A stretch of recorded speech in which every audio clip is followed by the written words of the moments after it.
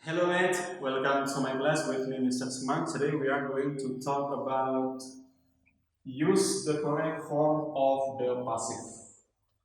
Gunakan bentuk pasif dengan baik atau benar. Rumusnya pasif itu anggota be, yaitu anggotanya is MR, ini miliknya present, was were miliknya past, be miliknya perfect, being miliknya continuous, be miliknya future. Anggota be semua ini boleh ketemu dengan verb 3, soalnya dia pasif. Kalau di transkripsi Indonesia miliknya be atau kata. Nah, setelah verb 3 ini identik dengan by. By ini preposition yang butuh objek. Untuk contohnya, the letter was written yesterday by Stephen.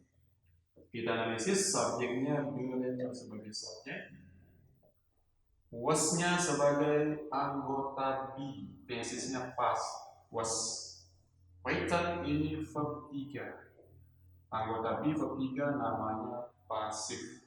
Selanjutnya ada by, itu preposition. Stephen-nya sebagai objeknya. Kalau kita ke Indonesianya, jadilah surat itu dulunya ditulis atau kemarin dulu ditulis oleh Stephen. Kalimatnya pasif, tesisnya simple past dengan alasan was di sini, to be yang dulu. Kalau contoh yang kedua, the letter was written yesterday. Kita analisis the letternya sebagai subjek, was-nya anggota be, simple past, written-nya verb 3, ada di verb 3 kalimatnya pasif. Langsung yesterday ini sebagai adverb-nya. By-nya kita boleh hapus. Sesuai dengan contoh di sini, by dihapus, enggak bermasalah. The letter was written yesterday. Surat itu ditulis kemarin.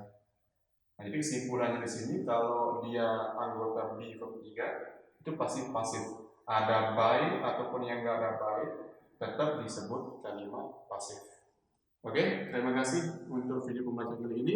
Thank you so much for watching and have a nice day.